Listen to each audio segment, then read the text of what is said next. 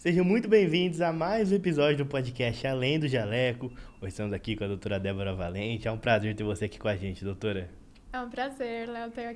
Obrigada, né, pelo convite, primeiramente. Boa tarde, pessoal, para quem está assistindo. Vamos ter muitos assuntos legais aqui para discutir hoje, né? Com certeza. Antes de tudo, doutora, eu queria que você se apresentasse, contasse um pouquinho da sua trajetória, por que você decidiu seguir a sua especialização. Vamos lá, vou contar minha história para vocês, né? Show. Tudo começou, assim, eu me interessei pela tricologia, porque eu atuava na atenção primária, famoso postinho, né? Uhum. E ainda atuo, mas lá foi onde eu tive, assim, o primeiro contato com as queixas capilares. E eu comecei a ver o quanto era frequente essas queixas. Assim, eu acho que não tinha um dia que eu não atendia uma queixa capilar. E aí aquilo começou a me incomodar, porque assim, eu comecei a perceber que os pacientes que vinham com essas queixas capilares eram assim, pacientes muito fragilizados emocionalmente. Então, assim, paciente com autoestima baixa, que chegava lá assim, nossa, doutora, eu tô com medo de perder meu cabelo não vai voltar. Então, assim, era muito carregado emocionalmente, né? E aquilo mexia muito comigo. E muitas vezes o encaminhamento demorava. E eu via aquele sofrimento se prolongando, né? E aí eu pensei, pô, por que não? Eu não quero encaminhar. Eu quero tratar, eu quero melhorar esse paciente, né? Eu quero poder ajudar, entender o que está causando aquela queda. Então, isso foi o que me motivou, né? A buscar a tricologia, a fazer a minha pós-graduação e me aprofundar nesse assunto justamente para cuidar desses pacientes. Perfeito. E aí, hoje você está só focado na parte de tricologia ou também atende outras áreas? Eu faço tricologia, eu faço transplante capilar também, né? E ainda atuo ali na atenção primária. Show. Não, bacana, doutora. E aí, queria entender mais, assim, o que te move hoje ali a ajudar, tanto, acredito que é dividido, homens, mulheres, ou tem um gênero que acaba indo, visitando mais você, doutora? Na verdade, é bem, acho que meio a meio, assim. As mulheres geralmente procuram mais, eu acho que as mulheres, assim, os homens ainda têm um pouco ali de resistência, porque falam, ah, meu avô era calvo, meu tio é calvo, minha família é calva, vou ficar calvo, não tem problema. Muitos têm isso, né? Mas mulher não. Mulher, quando começa a perder o cabelo, ela já fica louca. Meu Deus do céu, o que tá acontecendo? Não quero ficar careca, né? A mulher já se desespera. Mas, assim, tem muitos homens também com autoestima muito baixa por causa do cabelo e que acabam também procurando para fazer o tratamento ou até para buscar, né, o transplante capilar. Então, assim, eu acho que 60% mulher, 40% homem. Eu acho que digamos assim. Não, bacana. E é algo que muda bastante, né? A aparência da pessoa, que consequentemente muda completamente a autoestima, tanto do homem quanto da mulher, né? Com Do homem acaba certeza. ficando mais visual, porque ele já tem medo, geralmente, né? E aí vai caindo ainda. Os homens, assim, uma queixa muito comum, né? É essa questão do... muitos buscam o transplante, né? Porque tá muito comum já fazer a questão do transplante. Mas, assim, uma coisa que eu sempre oriento meus pacientes é que transplante não é cura, né? Eu já peguei muitos pacientes que viram pra mim e falam, eu quero fazer o transplante porque eu não quero tratar porque vai curar. E não é verdade, né? Então, eu sou muito clara. Falo, olha, o transplante, ela é cura para a área onde já está calva, onde você já não tem mais cabelo, não tem como mais recuperar, né? Mas, assim, ela não é a cura. Então, assim, por exemplo, o paciente faz um transplante, daí fica lindo, fica maravilhoso. Daí, depois de uns anos, ele não trata, né? E aí, o cabelo que natural, né, que ele tinha, vai continuar afinando, vai continuar, né, vai sumir. Então, assim, transplante não é cura, né? Mas tem que tratar também do mesmo jeito, Muito tá? bacana, porque tem gente que acredita que fez o transplante, não tem mais problema, né? Muita gente acredita nisso, viu? Então, geralmente ali tem um prazo ali que você estipula para ou fazer um novo transplante ou você já recomenda ali tomar algumas vitaminas, alguns remédios específicos ali para manter isso o máximo de tempo possível, né? Manter o cabelo o máximo de tempo possível. Falando da questão do tratamento envolvendo a parte de transplante, né? Existem graus muito avançados de androgenética, né? Que é a calvície, e que antes de fazer o transplante a gente sempre faz um pré-tratamento, né? Então, para melhorar a área onde tem alguma coisa, né, remanescente ali de cabelo, então a gente precisa melhorar essa área. E, obviamente, que vão ter casos que vão precisar de uma segunda abordagem, né, no futuro. Então, a gente não consegue fazer tudo em uma sessão só. Então, a gente faz uma sessão e daqui a um ano a gente reagenda para fazer a segunda, se precisar, né? E, assim, o primeiro ano do pós-transplante, ele é muito decisivo. Então, o paciente precisa, necessariamente, naquele ano, ele precisa tratar muito bem. E depois daquele ano, né, obviamente, ele vai ter que tratar para o resto da vida, né? E eu tenho paciente que, às vezes, não quer ficar tomando remédio o tempo inteiro e não sei o quê. E a gente tenta buscar técnicas, por exemplo, os procedimentos injetáveis entram aí como uma ótima, né, opção. Mas, assim, a gente tenta, ao máximo, né, fazer o paciente tratar ali sempre. Porque eu sempre deixo muito claro, se você não fazer nada, seu cabelo vai cair.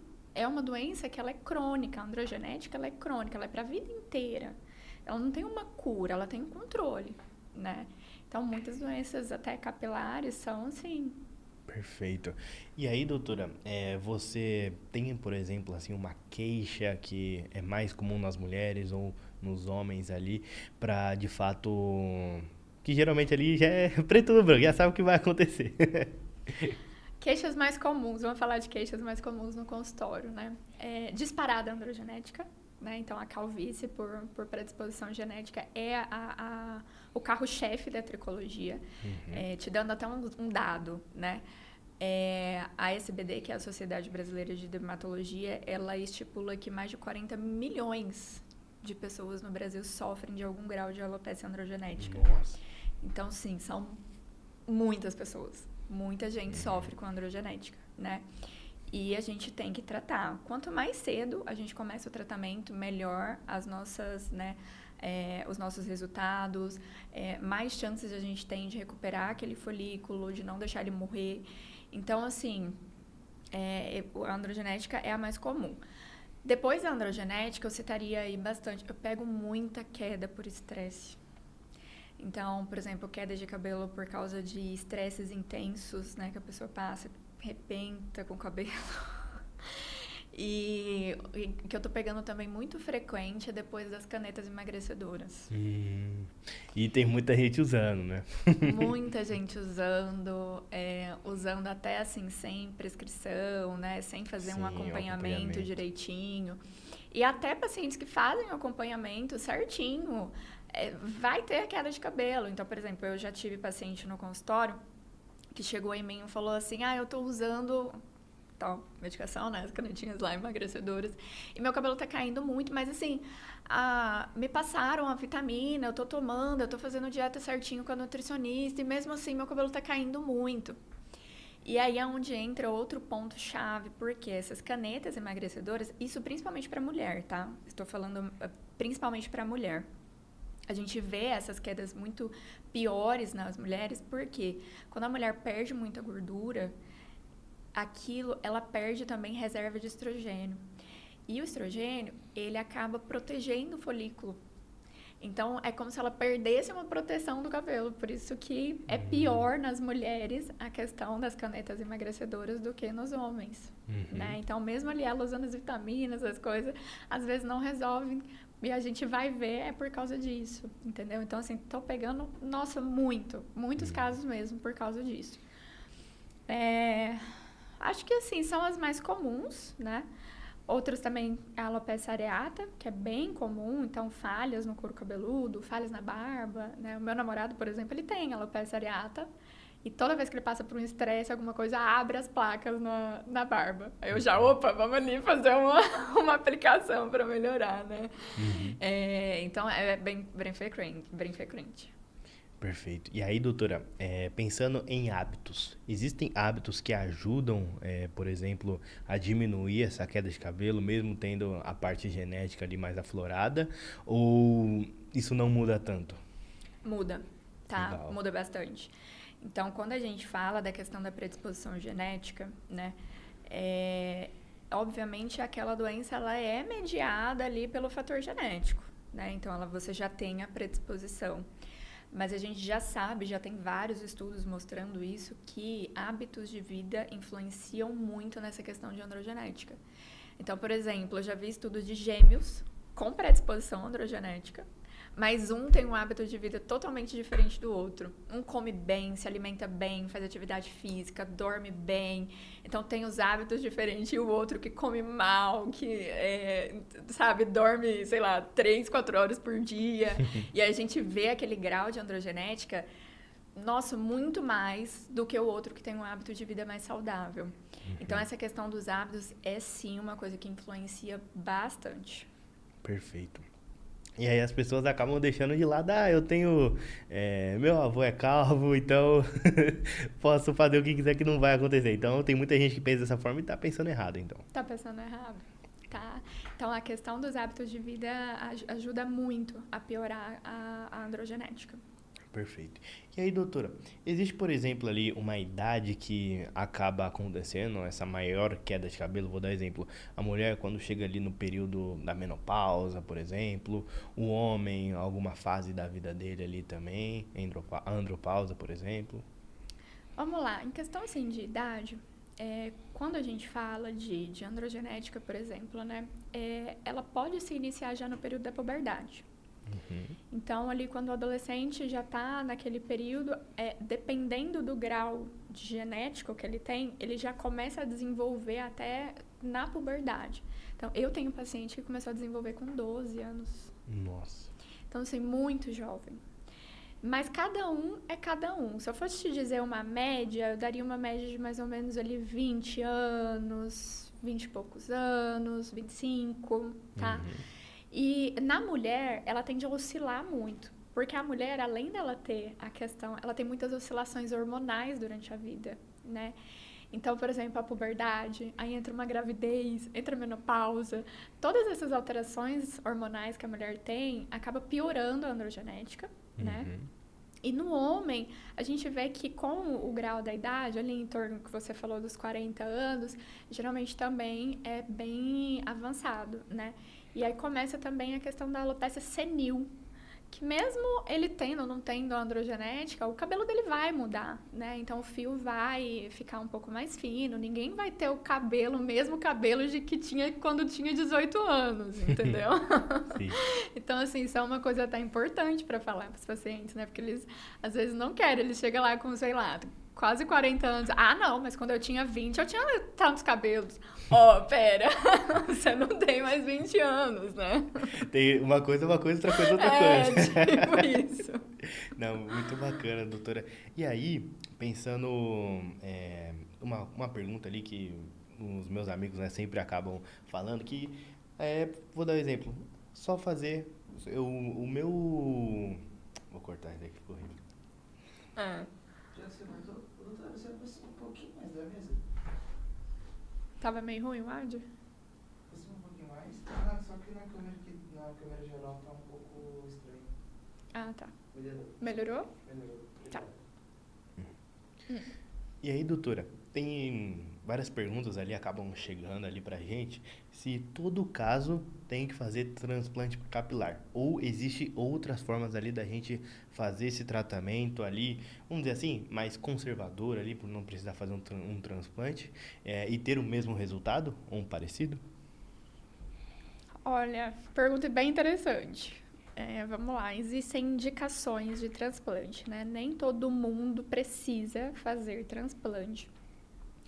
Uma coisa que eu oriento é, por exemplo, um paciente adolescente, né? Então, ele já tem um histórico familiar, o pai é calvo, o avô é calvo. Então, assim, já começa aí para ver se você tem alguma coisa. Então, assim, pelo menos uma vez por ano, uma vez a cada 2 anos, passar por uma consulta para ver. Por quê? Se a gente faz uma tricoscopia, se a gente faz um exame do couro cabeludo e a gente já começa a achar sinais de que que a androgenética ela já está se desenvolvendo, já vamos tratar. Para quê? Para evitar que você vá para o transplante no futuro, né? Por quê? Porque a calvície, principalmente no homem, ela é aquela calvície que ela vai fazer nas entradas, né? E aí, aquele grau, quanto mais você demora para tratar, aquele folículo, ele vai parar de nascer. Né? Então, é por isso que você vai para o transplante, porque chega uma hora que aquela inflamação, aquela doença, ela já está tão avançada que a gente não consegue reverter. E aí é onde que a gente vai precisar fazer o transplante de qualquer jeito, entendeu? Porque a área onde ficou calva, a gente não consegue mais fazer folículo ali. Então, assim, não tem como eu te falar, tem algum resultado que vai ser igual ao transplante? Não. Para onde já está calvo, não. A não ser que você realmente coloque uma prótese capilar, que daí seria diferente, né? Mas, assim, em questão de, por exemplo, a área onde já cicatrizou, onde já não tem mais folículo viável para a gente conseguir recuperar, é transplante. Perfeito. E aí, pensando até no pós-operatório, né? É uma cirurgia que é tranquila, eu sei que ela é demorada. E o pós-operatório da pessoa também, como é que funciona? Vamos lá, pós-operatório, eu acho assim que o período crítico, eu acho que é nos primeiros 15 dias, né? Os primeiros 30 dias, as pessoas precisam de algumas ressalvas, né? Então, por exemplo, atividades físicas intensas, ela não vai voltar logo depois do transplante, é só depois de 30 dias. Então, assim, a gente tem muitos cuidados no pós-operatório, né? Relacionado a essa questão, por exemplo, de trabalho, exposição ao sol, não pode ter exposição solar. Mas, assim, falar para você que é tranquilo depende muito de paciente para paciente. Tem paciente que sofre um pouco mais porque tem um pouco mais de coceira no couro cabeludo. Por quê? Porque a cicatrização, ela coça, né? Então, tem pacientes que vão sofrer um pouquinho mais com aquela coceira e tem pacientes que não. Então, assim, é muito relativa essa questão de, será que sofre muito no pós-operatório, né?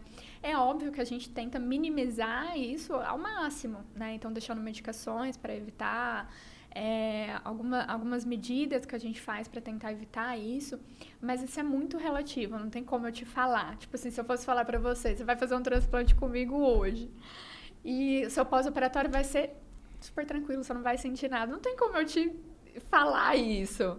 Porque pode ser que você sinta um pouquinho mais de coceira nos primeiros dias, pode ser que você sinta um pouquinho de dor. E isso pode acontecer, né? Depende muito. E a cirurgia, você vai colocando folículo por folículo? É uma cirurgia bem minuciosa. A gente dá uma média aí de mais ou menos umas 6 a 8 horas de cirurgia, dependendo da quantidade, né, diária para ser transplantada. E eu acho que o máximo que eu já operei foi uma cirurgia bem extensa. Foram, se eu não me engano, acho que quase 5.000 folículos a gente fez no ano passado.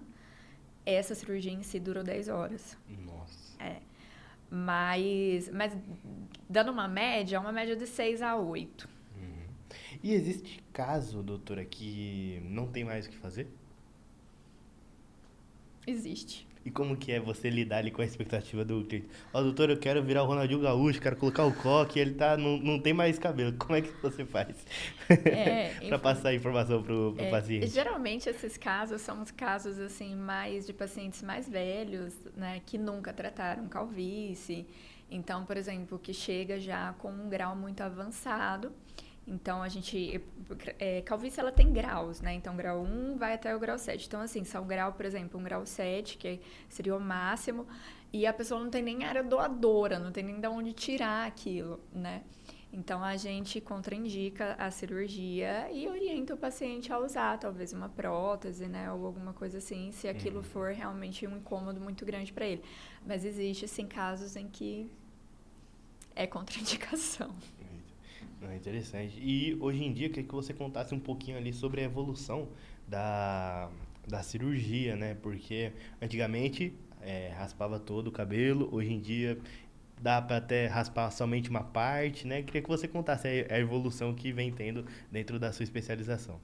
Hoje em dia a gente tem muitas técnicas já. Antigamente a gente só tinha aquela de raspagem, né? Hoje em dia tem outras técnicas também que a gente usa, com a técnica do fio longo, por exemplo, né? Hoje existe a técnica do body hair, que você tira o cabelo da barba, tira do tórax, né? Tira de outras partes do corpo. Eu, particularmente, prefiro a que a gente faz com a raspagem mesmo e sem fazer o body hair.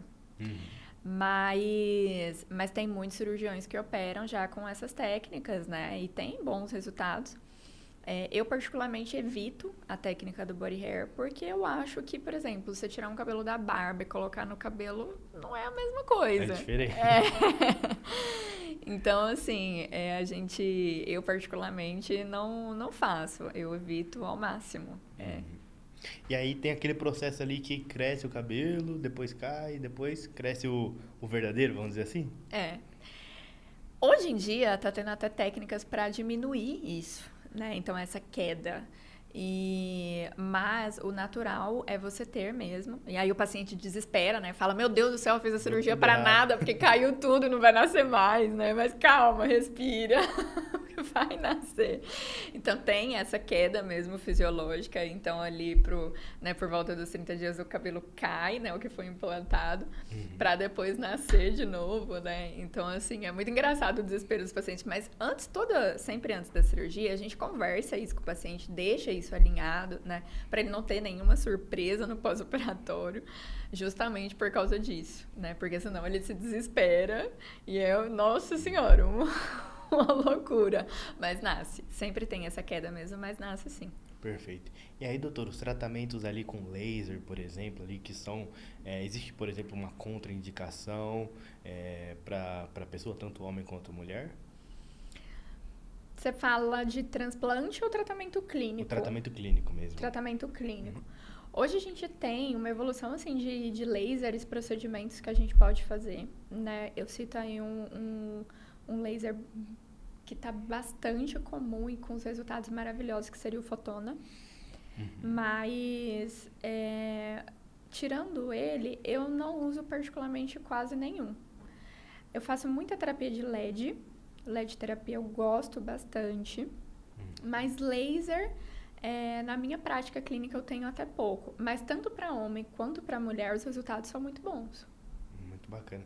E queria que você contasse também um pouquinho como que é essa parte do LED, porque é só uma luzinha. Eu tenho LED aqui, funciona também, doutora, ou é diferente? Eu amo LED, se eu pudesse eu colocaria LED em todo mundo, um capacete de LED em cada um. Porque eu gosto bastante. O LED a gente tem evidência científica de que realmente ele funciona, tá? Então, o LED, ele não é só uma luzinha vermelha que a gente coloca ali para falar que tem alguma coisa ali, não. Ele realmente tem comprovação científica de que ele ajuda na questão de desinflamação, ele ajuda na questão de... ele vasodilata, melhora a questão dos ativos, né? Então, quando a gente associa ele com terapias, então, por exemplo, as minhas terapias injetáveis, praticamente todas eu uso LED terapia em conjunto. Né? Por quê? Porque ele potencializa tudo que a gente faz. Legal. Então, ele ajuda demais na inflamação. Eu recomendo, às vezes, para muitos pacientes até terem um LED em casa para usar mesmo como tratamento domiciliar. Então, a gente tem hoje no mercado, né, alguns. Então, eu particularmente adoro LED terapia. Igual eu falei, se eu pudesse, eu colocaria em todo mundo. Não, muito bacana, doutor. E tem um caso específico ali que... até para servir de inspiração ali, tanto homem quanto mulher ali, que o resultado foi super bacana e a pessoa mudou, porque acaba mudando muito a autoestima da pessoa, né? Então, chegou de um jeito e saiu ali durante esse acompanhamento ali de uma forma completamente diferente. Olha, um caso que me marcou muito, mas aí eu vou fugir da androgenética. É um caso que eu atendi no ano passado.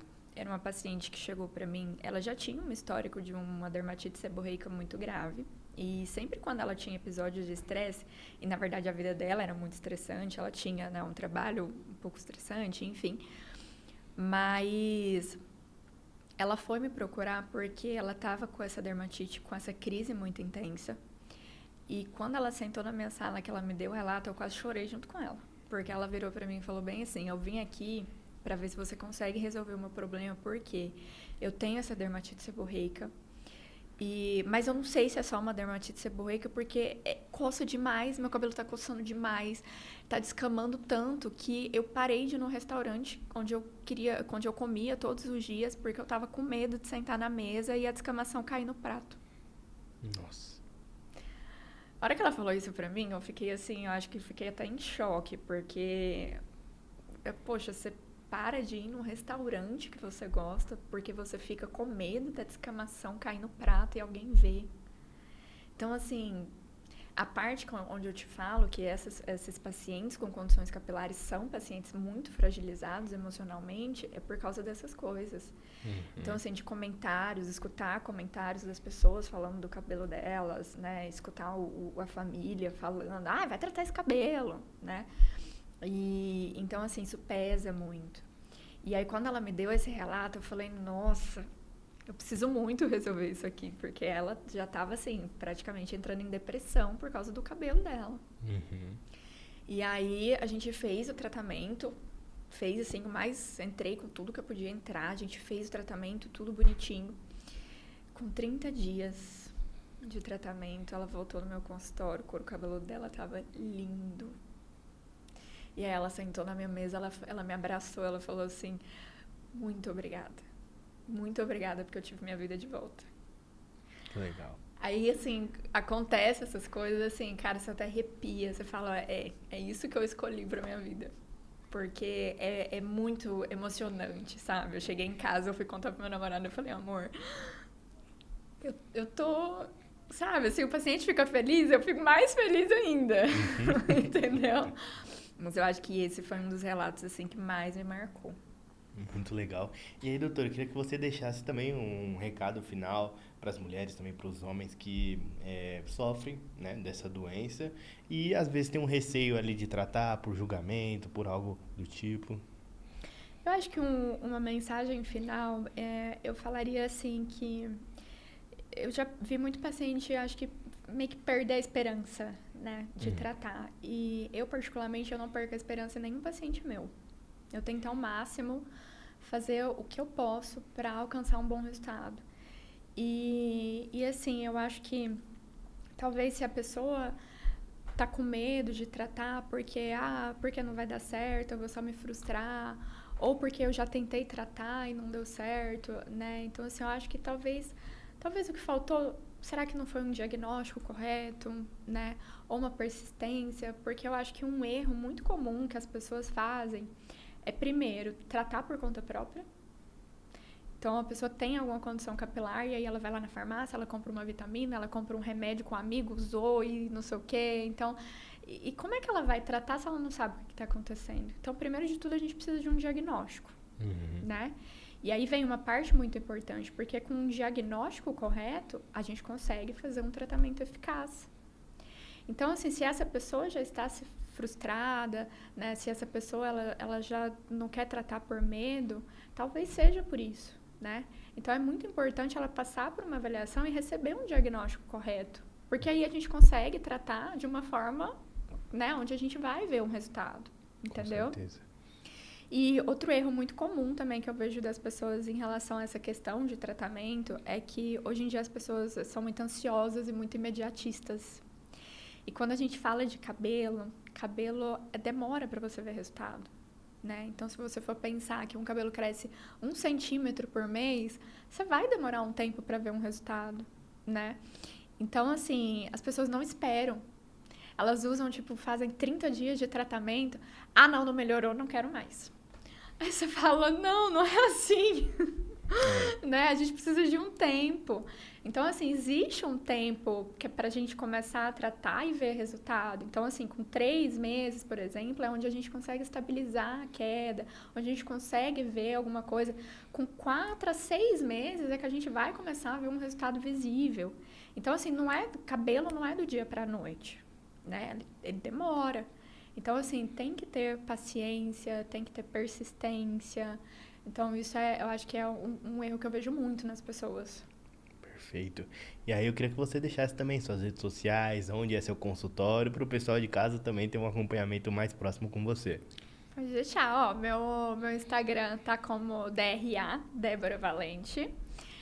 Pode entrar em contato lá tem um link, né, onde tem o número, né, para entrar em contato no consultório, e pode chamar lá, assim, que eu vou cuidar de você.